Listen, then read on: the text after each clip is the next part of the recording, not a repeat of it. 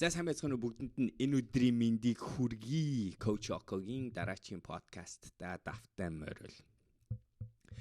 Яг өнөөдөр миний бясалгалаараа дамжуулаад одоо яг анхаарч ажиллаж байгаа нэг өөрийнхөө одоо сэтгэл зүйн нэг одоо дасгал бол юу вэ гэхлээр сэтгэл хөдлөлийн болон мэдрэмжийн уртыг мэдрэх гэж одоо их айгүйх ажиллаж байгаа. За энэ нь юу гэсэн үг вэ гэхлээр жишээ нь би өчигдөр сквашинг тэмцээнд орсон. Сквашинг тэмцээнд ороод эхний тоглолтод хожигдонгууд миний дотор гарч ирж байгаа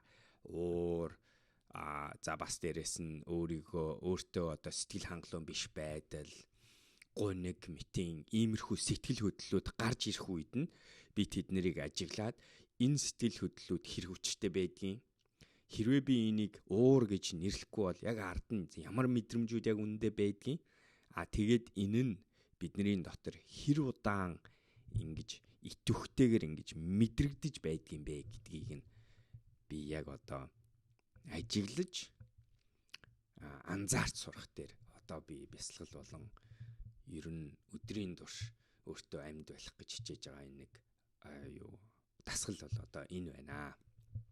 Тэгээ хэдүүлээ энийг ярьжсэн тийм ээ. Зөвхөн одоо эрүүл мэнд цогцоороо эрүүл хүн гэдэг чинь зөвхөн бие физиологийн эрүүл мэнд ярихдаггүй. Бас дээрээс нь нэмэх нь сэтгцийн эрүүл мэнд. Сэтгцийн эрүүл мэнд гэхээр mental health орж ирж байгаа, сэтгэл зүй, сэтгэл хөдлөл, мэдрэмж гэдэг зүйлүүд орж ирж байгаа. Бас дээрээс нь spiritual, итгэл үнэмшлийн эрүүл мэнд бас яригдана гэж бодож байна. Өнөөдөр өглөө миний нэг уншсан айгуугай ишлэл юу байсан бэ гэсэн чинь би тэгээ энийг жоохон өөрөөр өөрчилж байгаа хувилбарны шүү. Хэрвээ хэн нэгэн хүн таны амьдралыг харах юм бол таны амьдралыг ингээд хөндлөнгөөс харах юм бол таны амьдрал юуны тухай байсан гэдг нь харагдах уу гэсэн санаа. Таны амьдралын утга учир чинь юунд байсан гэдгийг тэр хөндлөнгийн хүнд харагдах уу гэж. Өөрөөр хэлбэл та өөрийнхөө итгэл үнэмшил рүүгээ тэмүүлсэн амьдралыг өрнүүлж чадсан уу? Эсвэл та итгэл үнэмшилгүй хүн байсан уу? Юмны төлөө гэсэн зүтгэлгүй хүн байсан уу? Эсвэл тэр нэг тийм нэм сул итгэл үнэмшил байна уу? Гэх мэтийн асуудлууд энэ жишээ яригдж байгаа шүү. Hey guys, уучлаарай би видеон чи түр завсарлуулаадах. Яагадгүй гэвэл та хэд мэдж байгаа. Бид нэр дөнгөж сая манай Play Academy зүгээс олон улсынхаа кампыг буюу Startup Island гэдэг нэртэй international camp энэ өвөл зохион байгуулах гэж байгаа. Тэгэхээр өвлийн амралтаараа дулаахан газар очиж амрангаа шин зүйлийг сурч startup founder гэж ямар хүн байдгийг суралцахыг сонирхож байвал манай Startup Island гэдэг international camp-ыг сонирхож үзээрэй. Пхукет болон Бангкокт хэдүүлээ цугтаа 8 хоногийг цуг өнгөрүүлж сонирхолтой програмыг цуг хийх болно. Хэрвээ энэ програмын тухай мэдээллийг дэлгэрэнгүй авахыг хүсэж байвал 8900 7771 гэдэг утсаар холбогдоорой. 8900 7771. Тэгэхээр бид нэр сэтгэл хөдлөлөө энэ зүйл дээр бид нар ч гэсэн өнөөдөр ажиллаж чаддаг уу? Цогцоор эрүүл байна гэдэг чинь би физиологоос гадна энийгээ ч гэсэн эрүүл байлгах. Тэгэж тогтохгүй аюу сонирхолтой зүйлийг ярих юм бол мэрэгжлийн тамирчдыг энэ төр харах юм бол одоо ерөөсөө мэрэгжлийн тамирчдын хамгийн эцсийн одоо ахиц гаргах орон зай нь хаана байдгийг гэхээр би физиологоос гадна цаашаа даваад өөрийгөө дийлэх чадвар, өөрийнхөө тэр хэцүү мөчүүдэд дарамтыг мэдрэхгүйгээр чөлөөтэй онгод руугаа орох чадвар гэсэн мэтэрээ ингэж ялгарч байдаг. Тэгэж тогтохгүй бүр өөр нэг судалгаа юу харуулсан байдаг вэ гэхээр тамирчин хүний булчин ядарсан гэж бодоод булчингаа булчин ингээд хүчтэй ажил хийж чадахгүй байх үед тэд нэр туршилтаар юу хийж үзсэн бэ гэхээр энэ булчингийн ядарсан байдал нь толгойнхоо яг үнэнхээр булчин ядарсан байдгийн мө гэдгийг тестлж үзгээд юу байсан гэж бүх юм бодлороо удирдахж ясан гэдгийг бас дахиад баталсан байдаг. Бидний тархитлагой сэтгэл зүй энэ зүйл дээр ажиллах нь заримдаа бие физиологоос илүү хүчтэй зүйл байдгийг шүүл гэдгийг хэлэх гээд би тойроод яриад байгаа байдал энэ байна. За өнөөдрийн подкаст дээр би сэдв нь болохоор өөрийгөө таних тухай ярмаар байна. Тэгэхээр яг л саяны яриатай яг адилхан. Хүн ер нь хамгийн хизээ хамгийн хүчрэх, хамгийн өөрийнхөө одоо хамгийн шилдэг хувилбар нь байж чаддаг вэ гэхлээр хүн өөрийнхөө байх үед. Дахиад хэлье да. Хүн хизээ хамгийн хүчтэй өөрийнхөө тийм ээ хамгийн хүчтэй хувилбар нь, хамгийн мундаг хувилбар нь, хамгийн ухаантай хувилбар нь болж чаддаггүй гэхлээр өөрийнхөө байх үед. Тэр үед бид нэр үнэнч байж чаддаг. Тэр үед бидний хийж байгаа үйлдэл болгоно нь биднэрт утга учирыг авчирсан, зорилгыг авчирсан. Тэр үед хийж байгаа өөрийнхөө байх үеийг хэлж байгаа шүү. Өөрийнхөө, жинкнээсээ өөрийнхөө байх үеийг хэлж байгаа. 100% өөртөөгөө нийцсэн үеийг ярьж байна. Тэгэхээр итгэл үнэмшил чинь тийм байна. Мэдээж хэрэг өөрийнхөө юмд яаж байгаа юм чинь маш их таашаалыг аавна. Ядарч байгаа мэдрэмж гарахгүй, туйлшрах юм байхгүй, сөрөг юм баг мэдрэг яа тэгэхээр өөрийнхөө хүсэж байгаа юмны төлөө явж байгаа болохоор. Бас дээрэс нь өөрийнхөө байгаа хүн өөртөө тохирсон үйлдэлийг хийн. Эрсдлүүдийг байхгүй болгоно, таалагдахгүй юм байхгүй болгоно. Муу хийх юм хийхгүй, зөвхөн сайн хийх юм хийн. Эсвэл яг өөртөө эрүүл зориг руугаа нийцсэн хүндрэлийг л авах гэж дайрна. Өөрийнхөө байх үед хүний бүх систем, бие физиологи, сэтгэл зүй, төв мэдрэлийн систем таны цусны эргэлт, цусны даралт, зүрхний цохилт чинь хүртэл яг өөрийнхөө хүсэж байгаа зүйл рүү таныг хамгийн оптимал байдлаар нь авч явна. Буруу зүрх юмд айж таны системийг согтоохгүй, савлуулахгүй. Яг л ажиллах ёстой гормоор нь л ажилтдаг болно хүний бие. Тэгэхээр өөрийнхөө байц сурна гэдэг зүгээр нэг юм нэг нийгэмд гоё харагдах гэсэн асуудал биш. Энэ бүр яахааргүй л бид нар хэрвээ өөрийнхөө байж чаддаг, өөртөө үнэж байж чадах юм бол бид нар өөрийнхөө хамгийн шилдэг хувилбар болох юм байна л гэдгийг хэдүүлээ ойлгох хэрэгтэй, санах хэрэгтэй. Тэгээд тийм ч болохоор одоо шинэ буддизм дээр биднэрт нэг заах гэж оролдоод байгаа юм чи өөрийгөө таниулах гал өөрийгөө байн анзаарч иж нөхцөл байдлын бодит үннийг таниулах гал хичээгээд байгаа шүү дээ, тийм үү? Яа тэгвэл хэрвээ бид нар өөрийгөө таниад өөрийгөө хэн бэ, юу хүсдэг вэ, яадаг вэ гэх мэт зүйлийг өөрийгөө таних гэдэг тэр үгний ардлын юмыг хийж чадах юм бол бид нар өнөөдөр өөрийнхөө хамгийн хүчрхэг хувилбараа таньж чадна. Тэгээд бид нар тэрийгэ таниад чадчих юм бол тэр хувилбараараа дандаа амьдарч болно. Манай багийн зүгээс бид нар сар болгон сургалт хийдэг байгаа онлайн. Сая бид нар 10 дугаар сарынхаа сургалтыг хийсэн. 10 сарын сургалтанд бид нар өөртөө хамаарагдах нь belonging to yourself гэдэг сэдвээр бид нар яриасан. Тэгээ би тэр зүгээр хичээлээсээ зарим нэг асуултуудын өнөөдөр энэ подкастаа хуваалцъя гэж үзсэн. Тэрний үг гэхээр яаж тэгвэл хүн өөрийгөө таних вэ? Тэгвэл өөрийгөө таних гэдэг чи яг юу яриад байгаа юм бэ гэдэг тухай өнөөдөр жоохон ярих гэж үзсэн. За өөрийгөө таних гэдгийг хүмүүс би энэ сургалтын дээр ч ярьсан. Тэгээ ер нь дандаа ярьдаг зүйл энэ байдаг. Хүн хөндлөнгийн хүнийг хараад бүх өгөгдлүүдийг айгуу гоёор хэлж ярьж чаддаг. Энэ юу вэ? Энэ хүн ямар хүн үү? Сайн хүн үү? Муу хүн үү? Энэ хүн юунд дуртай? Энэ хүн юунд дургүй? Энэ хүн яахаар ичдэг? Гэх мэт хүн хөндлөнгөөс өөр хүнийг ажиглаж аюу сайн чаддаг.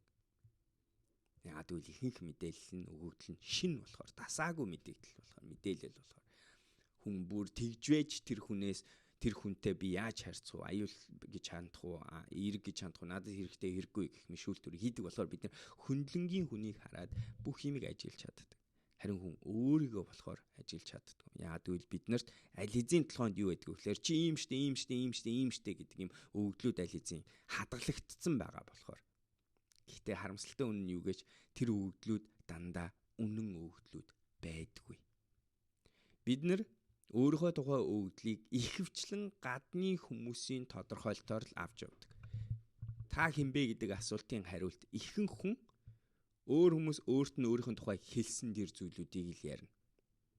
Бусдын баталгаажуулалттай зүйлийг л ярина. За энэ дотор мэдээж хэрэг хүмүүсийн хэлдэг айгу тодорхой өгүүлбэрүүд айгу байдаг. Эрэгтэй хүн, аав хүн, тэдэн настай хүн, тим ажил хийдэг хүн, эдгээр зүйлүүд бол хүн болгоны мэдж байгаа өгөгдлөг шүү дээ. Энэ бол таниад байх асуудал шүү. Энэ зүгээр яг ба таныхын ихний алхмууд гэж хэлж байна. Жинхэнэ таньж байгаа процесс юу яригдах юм гэхээр тэгвэл тэрний дараачийн төвшний харагдахгүй байгаа өгөгдлүүдийг харж чадах уу гэдэг асуудал яригдж байна. Тэрэн дотор Намайг ингээ та хэд өнөдөр одоо энэ видеогоор харахтаа намайг аимхай юу, зөрөгтэй юу гэж хэлвэл танд ямар бодол орж ирж байна? Намайг шуналтай хүн гэж бодож байна уу? Эсвэл өгөөмөр хүн, өгдөг хүн гэж бодож байна уу? Юу гэж бодож байна? Намайг ааштай хүн гэж бодож байна уу? Аашгүй хүн гэж бодож байна? Намайг ер нь явж баячхийн төлөө явж байгаа хүн гэж бодож байна уу? Эсвэл яг энэ нэг үглээд байгаа яриад байгаа шиг хүнд юм хийхин төлөө хүн гэж бодож байна уу? Надад итгэж болно гэж бодож байна, идэж болохгүй. Иймэрхүү төвшний зүйлүүдийг хэдүүлээ ярьж байгаа шүү. Тэгээд таныг та болгож байгаа зүйлүүд нь юу юм бэ гэдгийг л мэдэх гээд байгаа. Таныг бусад хүнээс ялгаад таныг энэ ертөнцийн дээр та болгож байгаа тэр зүйл чинь юу юм бэ? Тэрийг таних тухай ярьж байна. Энэ дотор хамгийн одоо би болохоор энгийнчлээд ярихаараа нэг 2 3 зүйлийг ярьж байгаа. Нэгт нь та өөрийнхөө тухай хүн тайлбарлахдаа юу гэж хэлэх вэ? Тэр чинь та өөрийгөө хэр сайн таньж байна? Та өөрийгөө юу гэж тодорхойлдгийг гэх мэт асуудлууд ярьж байна. Өөрийнхөө тухай ярьдаг түүхүүд. Ярьдаг түүхээс гадна боддог түүхээ бодоорой. Ер нь яг нэрээ би өөрийгөө хүнд ингээ ярьж өгвөл, өөрийнхөө тухай хүнд ярьж өгвөл би өөрийнхөө тухай юу гэж ярьж өгөх вэ гэдгийг бодоод үзээрэй. Бичээд үзээрэй. Гэрийн даалгавар бас болгож өгч болж байна. Өнөөдөр цаас бал аваад, балцаас аваад тэгээд би болохоор юу гэж чиг око гэж хэмбэ гэдгийг ингээд доошо хүнд ярьж өгч байгаа юм шиг бичнэ. Тэгээ түүх гэдэг утгаараа бага наснаас өнөөдөр нас хүртлээр үргэлжлүүлээ биччихвэл аюу зүгээр шүү за. Тэгээ хийж үзээд анзаараарай. Та өөрийнхөө тухай юу гэж ярьдаг хүн байна? Та өөрийнхөө тухай юу гэж хэлдэг хүн юм шиг байна? Та өөрийнхөө юуг нь ярьдаг, юуг нь ярьдаггүй юм? Та өөрийгөө ихэвчлэн эрэгтэл рүү хардаг юм шиг өнөө сүрэгтэл рүү хардаг юм шиг өнөө. Та өөрийгөө хэрэг сайн таних вэ гэдэг асуулт яригдаад байна шүү дээ. Тэгэхээр таних дээр яригдж байгаа эхний илрүүлэхтэй танихын тухай ярангууд өөрийнхөө түүхийг та хэрэг сайн таньж байна. Өөрийгөө ер нь хүнд ярихдаа та юуг нь ярьд. Хоёр дахь нь тэрнтэй холбоотой нэг зүйл гэхдээ бас тусдаа айгүй том чухал сэдв бол үн цэн гэдэг асуудал дандаа гарч ирдэг. Үн цэн гэдэг үг айгүй гоё үг. Гэхдээ бас яг хүн болгоны яг ойлгохгүй үг юм шиг байна. Үн цэн гэж юу яриад байгаа юм бэ? Үн цэн гэдэг чинь таны аливаа зүйлийг үнэлж байгаа байдлыг ярьж байна. Таны амьдрал юу айгүй үнэтэй чухал амар тансаг айгүй үн цэнтэй зүйл вэ? Эсвэл яг эсрэгээр нь таны амьдрал юу өстэй хамгийн онцгүй баг үнэлгээтэй бүр сөрөг үнэлгээтэй бүр таныг бүр ард зайлгадаг таны хамгийн. Яг л амьдрал ерөөсөө тэр штэ бид нар эерэг зүйлүүд рүү үн цэнтэй үнэтэй гэдэг зүйл рүүгээ яваад үнгүй гэдэг зүйлүүдэд хаях гад хичээгээд яваад байдаг те. Тэгэхээр энэ хоёрыг мэдчихвэл энэ хүний хоолн зүйлийг мэдчихвэл энэ хаан зогсдог хүн бэ. Энэ хүн юунд дуртай хүн, энэ хүн юунд дургүй хүн юм. Энэ хүн юунд дуртай дургүйг нь мэдчих юм бол хүнийг юуг нь мэдэж болох юм гэхээр энэ хүн юугаар хөтлөгддөг хүн юм. Энэ хүний бензин нь юу юм гэдгийг мэдэх гэж. Хүний бензин нь мэдчих юм бол хүний нөлөөллийн хамгийн гол горимыг нь тань нэг хүчрхэг хэсгийг нь таних боломж. Хүн юу руу тэмүүлдгийг гэдгийг мэдчих юм бол хүнийг өмнө нь унжуулж болох хүний урд нь болж байгаа бас бензин буюу тэгтээ тэр нэг ловн чинь урд нь майныг хөөгөрөөг ингээ гайхуулж авч явах ловны тухай ярьж байна. Гэх мэт зүйлүүдийг таних тухай би ярьж байгаа ш. За тэгээд тэрнтэй холбоотой би нэг хэдэн асуултуудыг та хэд өнөөдөр подкаст үгүй. Эхний асуулт нь энэ асуултуудыг тэгээ бичиж аваарай. Эдгээр асуултуудыг өөрөөсөө байнга асуух хэрэгтэй. Би ийм асуултыг дандаа хайдаг хүн гоё асуулт гарч ирэх үед би айгүй баярлдаг, ойр сонсоогүй.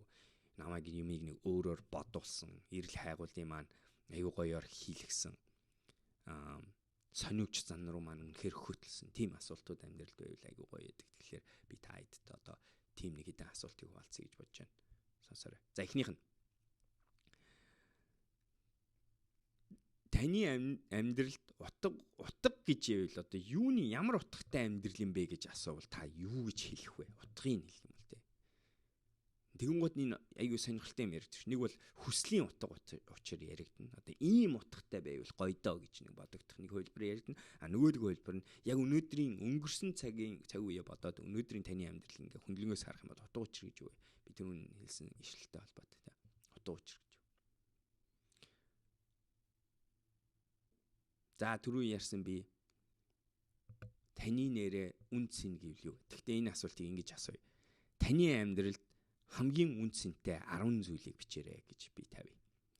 Дарааллыг нь аяанда яг хамгийн үнцэнтэйгээс нь жоохон доош үнцэн уналтаар тавил гоё. Гэхдээ эхний ээлжин зүгээр хамаагүй бичээрэй.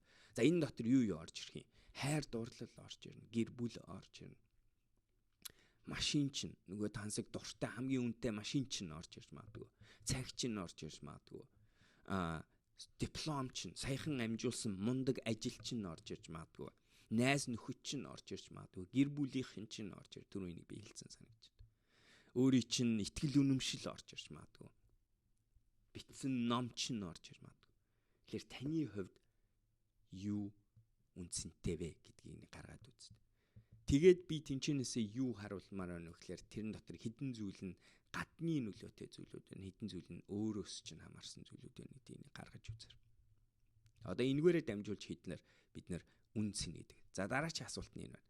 Та ямар зүйлүүдийг айгүй амьдралд үнэлгээгүй, хэрэггүй, бүр муу зүйлүүд гэж боддог бай. Тийм ээ. Таны хувьд одоо үздэггүй зүйлүүд чинь гэж хэлээ бас ярьж болох юм байна. Үздэггүй зүйлүүд чинь юу вэ? Тэгээ ялангуяа энийг бас нэг өөр аргаар нэг бод харгана энэ. Хэрвээ энэ зүйлүүд хин нэгэн хүнтэй та танилцсан чинь энэ хүн энэ иймэрхүү зүйлүүдийг харуулад тань ингээд ийм зүйлийг энэ хүнд байдаг бол та тэр хүнийг дургүй болно шүү дээ мэдээж ч тийм ээ. Одоо жишээ нь би жишээ хэлье. Би бол яг око гэдэг хүний нэг зүйл чинь эрүүл мэнд, эрүүл амьдрал хий маяг гэж айгүй чухал гэдгийг мэддэг, тэрийг үнэлдэг хүмүүстэй би илүү нөхөрлөхийг хүснэ. Тэгвэл яг тэрнийхээ эсрэг хүмүүстэй яах юм бол надад бүр хүссэн үсээгүй таарад тийм хүмүүстэй ажиллаад уулзах юм бол хүссэн үсээгүй миний тархинд юу нөлөөлөх вэ гэвэл энэ хүнийг арай багаар үнэлнэ. Яагаад хэрвээ энэ хүн эрүүл мэндэ арчлахгүй байгаа бол энэ намайг шууд тэр хүнийг багаар үнэлэхэд нөлөөлнө. Энэ бол миний дотор байдаг бодит үнэлгээний механизм. Нөгөө онцгүй гэж үнэлдэг болсон зүйл гэсэн. Тэгэхээр таних юу вэ гэдгийг илрүүлээч гэж байгаа юм. За дараагийн асуулт энэ. Яг энийгээ дахиад үргэлж энэ үнцэн гэдэг зүйлийг таних аюу хэцүү гэдэг байгаа шүү дээ. Тэгэхээр хэдлээ энийг олон талаас нь ингэж хатгаж харж үзчихэж нөгөө үнцэн миний үнцэн гэдэг чинь энэ юм бэ шүү. Үнцнийг ярьж явах үед энэ асуултуудад хариулж явах үед нэг юм айгу бодоорой тэр нь юу вэ гэхээр энэ асуултуудын хариулт хүний өгсөн хариулт гэж болохгүй шүү. Яг таны дотроос чинь өөрөөс чинь гарах хэрэгтэй хариулж шүү. Жишээг нь хэлээ да энэ тухай юу яриад байна вэ гэхээр намайг ийм нэг намхан хүн болохоор олон хүмүүс юу гэж яддаг гэсэн айгу хүмүүс над юу иргэн тойрон ээж аавын найзууд томчууд наваа жоох магад юу гэж айгу аимхаа айгу аимхаа хүн шүү. Юмнаас айдаг шүү гэж айгу ярьдаг. Би тэрийг ингээд баг бахаас сонсож байгаа юм чи нэрээ би аимхаа юм байна гэд итгэлцдэг болдог шүү. Хүүхд тэр өөрөө тэрийг идэвхтэй харьцуулж чадваргүй харьцуулах тэгээд тэр тодорхойлтын аль зүгийг нь авч үлдэх дээр бэлтгэлгүй хүүхд. Би яагаад явцсан гэхээр олон жил тэрний дагуу явцсан байгаа даа. Би аимхаа. Тэгээ бодит байдал дээр гараад ирэнгууд яг ингээ би болсон үйл явдлуудыг харангууд үгүй юм байна. Тэгээ би хэцүү аимхаа юмтай таарахаараа би зориг орж чадаад тэрний ард гарахын төлөө тэр урагшаа алхалт хийж чаддгүй юм байна гэдэг би сүлд нь ойлгосон. Тэгэхээр миний өөрийн хариулт нь тэр байна. Үгүй шүү дээ. Би зөрөгтэй хүн шүү дээ гэдгийг. Олон хүн намайг юу гэж боддог вэ гэхээр магадгүй чи аимхаа үйлдэлээс харсан байж магадгүй. Гэхдээ ихэнх тохиолдолд яатсан байдаг вэ гэхээр хүмүүс зүгээр л нэгнийхээ ярьсан юм ингээл цаашаа ингээл цуурай тулаал аваа явчихдаг. Тэгээ бид нар ч гэсэн өөрийнхөө тухай тэгж боддог. Таних энэ асуултуудын хариулт нь зарим нь тийм хариултууд байгаад байдаг шүү. Тэрийг анзаараарай гэж хэлмээр байна. За тэгээ яг энэтэй холбоотой дараагийн асуулт энэ байна. Таны амьдралын сүүлийн 6 сараа харах юм бол танд яг ингээд үнэхээр таашаалыг мэдрүүлж чадсан. Утга учирыг бараг мэдрүүлж чадсан. Амьдрал инштэй л гэсэн юмыг гэдэг шрүү ойртуулж чадсан. Ямар үйл явдлууд, ямар зүйлүүд тохиолдсон бэ? Энийг бодож үзээрэй. Танд нэг амьдралыг үнэхээр нэг мэдрүүлсэн. Танд нэг за би ч бас нэг энэ штэ гэдэг юмыг мэдрүүлсэн тийм ямар үйлдэл сүүлийн 6 сард тохиолдсон бэ? Асуулт хариултандгаас нэг дахиад нэг нэмэх юм энэ вэ шүү. Зөв хариултаа илрүүлэх аргыг л би та хэдэд хэлээд байгаа юм. Өөрөө ч гэсэн ашигладаг аргуудаа ярьж байна. Тэр нь юу вэ гэхээр хэрвээ бид нар бүх цаг үеийг ботхороо бид нар зөв хариултыг хэлж чаддгүй шүү. Ирээдүйн тухай хүн ярих дуртай тэгтэй хүн ирээдүйг мэддэггүй гэдэг хэдлээ үлийн зөвшөөрөх. Өөрөөр хэлбэл би зоригтой хүн үү гэдэг дээр хамгийн үнэнчээр намайг зоригтой зориггүйг нь хэлж чадах горим нь миний өнгөрсөн цагийн л бодит болсон явдлууд л намайг хэлж байна. Миний ирээдүйн зөрөгтэй байх, зөрөггүй байх өгөгдөл яг нэг үнэнгээсээ хамгийн өндөр магадaltaгаар тодорхойлж чадахгүй. Өөрөөр хэлбэл би зөвхөн өнөөгийн цаг, өнгөрсөн цагийн дээр л анзаарах нь чухал. Тэгэхээр ирээдүйн цаг руу ярих юм бол хүн үнж хариулт гаргаж чаддгүй гэдэг бодоорой. Тэгэхээр байнгын юмнууд битгий бодоорой. Өнгөрсөн цагаа л ихэвчлэн бодож харж агаад үнчээр би яг ямар байсан гэдгээ хараад тэгээ тэр хариултыг л асуултандынхаа хариулт болгож аваарай гэж хэлэх гэсэн.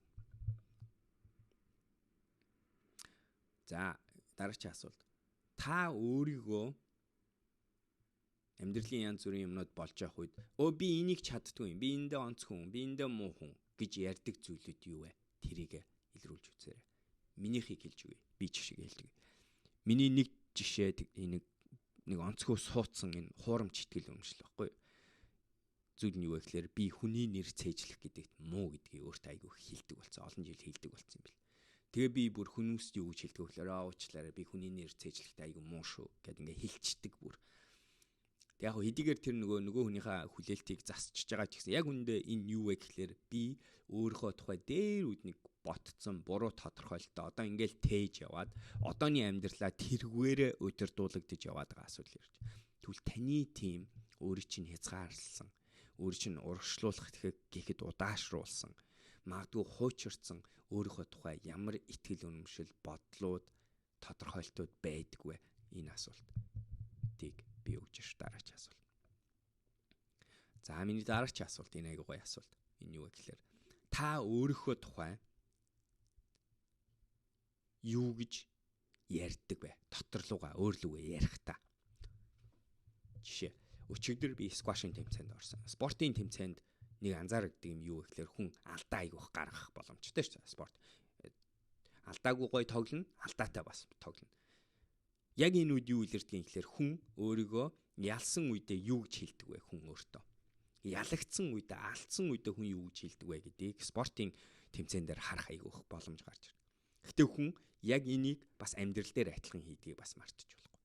Тэгээ трийг анзааруул бас хүн өөрийнхөө тухай айгуу олон зүйлийг анзаарна. Жишээ нь спортон дээр скваш дээр өчигдөр яасан гэсэн чинь нэг тамирчин алдангуудаа оноо алдчихгуудаа өөрийгөө ингээ бүр ингээ гуйруугаа ингээ өөрийгөө зогсон. Мүү тэнэг амтан гэ өөрлөгөө ярьсан. Мүү тэнэг амтан. Fucking idiot гэж орилсон. Яг тэрийг хараад тэнцэнс юу харж байгаа юм хүн өөртөө юу гэж хэлдэг гэсэн чинь өөрийгөө бүр зодддаг биеэр тэгээд өөрийгөө тэнэг амтан гэж хэлдэг. Та ийм төсөөлдөө таны хамгийн сайн найз чинь таныг буруу юм хийх тоолонд та тэнэг амт чи тэнэг амтан гэж чааван гэж зохиод байвал чамд ямар санагдах вэ гэдэг бодоор. Тэгэхээр хүн өөрийгөө ялагдсан үедээ яаж арчилдгийг, яаж шийтгдгийг, яаж загиндгийг гэдгийг анзаарчдаг бол тэр ч бас буцаад хүн өөрийгөө юу гэж хардгийг хүн хүндэлдэг хүний хязгаарч тэхэхгүй шүү дээ. Хүн хайрладаг хүнийгээ хязгаарч чи тэрний амт алдаа гаргахлаар нь очиод ингээд цохиод чи тэрний амт гэж орилохгүй тэр өнөр. Хүн хайрлаж байгаа хүнийгээ хүндэлдэг хүнийгээ яана гэж за зүгээр одоо дараачихын гоё болох шүү. Болж гэн. Дахиад үзээд байгаарай. Явж шүү гэж дэмждэг. Та өөрийгөө яадаг вэ? Бодож үзэр. Энэ баг тусдаа гоё сэдвийг хэлээ задлж байна.